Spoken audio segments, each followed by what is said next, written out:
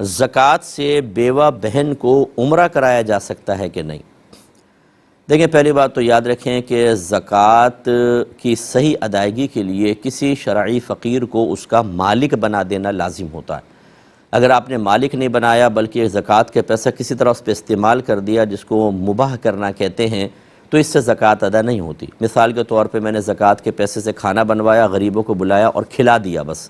تو اس سے زکوٰۃ ادا نہیں ہوگی کہ کھانا ان کے لیے مباح کیا ہے، انہیں کھانے کا مالک نہیں بنایا۔ ہاں، اگر میں ایسا کرتا کہ زکوٰۃ کے کھانے سے پیسے سے کھانا بنوا لیتا، پھر پیکٹس وغیرہ جیسے بنتے ہیں اور وہ پھر میں شرعی فقیروں میں تقسیم کر دیتا، تو جتنے کے وہ پیکٹ بنے ہیں اس کے مطابق زکوٰۃ ادا ہو جاتی۔ تو اب اگر بہن کو فرض کر لیں کہ عمرہ کروانا ہے، تو پہلے اگر وہ شرعی فقیرہ ہیں، یعنی ان کے پاس 7.5 تولہ سونا نہیں ہے، 52.5 تولہ چاندی بھی نہیں ہے، اتنا کیش بھی نہیں ہے جس کی مقدار 52.5 تولہ چاندی تک پہنچ جائے، جو آج کل 1,35,500 کے قریب ہے، اور نہ کوئی ایسا مال تجارت ہے، یعنی ایسا مال جس کو بیچنے کے قصد و ارادے سے انہوں نے خریدا ہو، بیچنے کے ارادے سے، کہ جس کی مالیت 52.5 تولہ چاندی تک پہنچ جائے۔ اسی طریقے سے ان کے گھر میں ضروریات زندگی سے زیادہ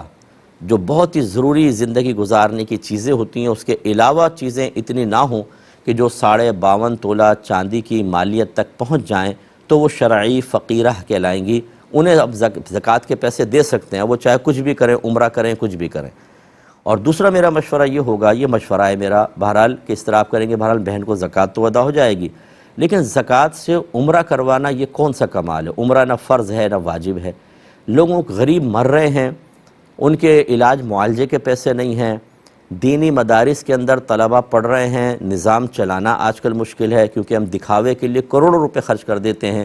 لیکن صحیح دین سکھانے والے ادارے چل رہے ہیں، ان میں فنڈ دینے کے لیے ہم تیار نہیں۔ ہمارے گھر میں قاری صاحب آتے ہیں، اگر وہ 2,000 روپے بچے کی ٹیوشن کہہ دیتے ہیں تو اس کو کم کروا کے 500 پہ لے آئیں گے، لیکن اے لیولز کے ٹیچر کے لیے ہم 25,000 ہزار 40,000 ہزار روپے دینے کے لیے تیار ہیں۔ جب دین کی قسم پرسی کا عالم یہ ہے، اگر حالانکہ دین کا تعلق دیکھا جائے تو اللہ تعالیٰ سے ہے،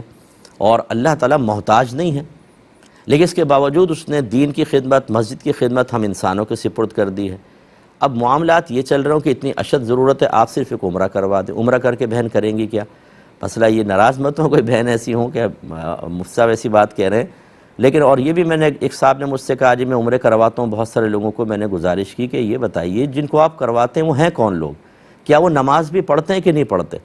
ایک قریب شخص نے بیٹھے ہوئے کہا کہ وہاں جا کے تو لوگ نماز تک نہیں پڑھتے، ایسے لوگ تو یہ نہ جا کے نماز پڑھتے ہیں، نہ روزہ رکھتے ہیں، اور وہاں جا کے بس مکہ مدینہ دیکھا، یہ نہیں پتہ کہ شرعی مسائل کیا ہیں، پہلے کم گناہ تھے نام اعمال میں، وہاں گئے اور کثیر گناہ کیے،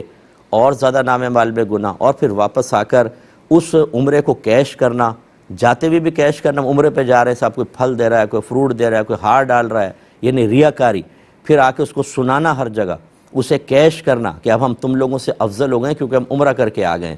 کوئی روحانی تربیت کا اہتمام نہیں۔ ایسے لوگوں کو عمرہ کروا کر صرف آپ واہ واہ تو سمیٹ سکتے ہیں، باقی اس کے علاوہ اور کوئی دین کی مدد نہیں ہے یہ، اس لیے توجہ فرمائیں۔ ہمارا مشورہ یہ ہے کہ دین کے نام پہ خرچ کریں، اپنی بہن کی ویسے آج امداد کریں، لیکن عمرے پہ اتنا پیسہ لگانے کا کوئی فائدہ بظاہر نہیں ہے، باقی آپ کی مرضی ہے۔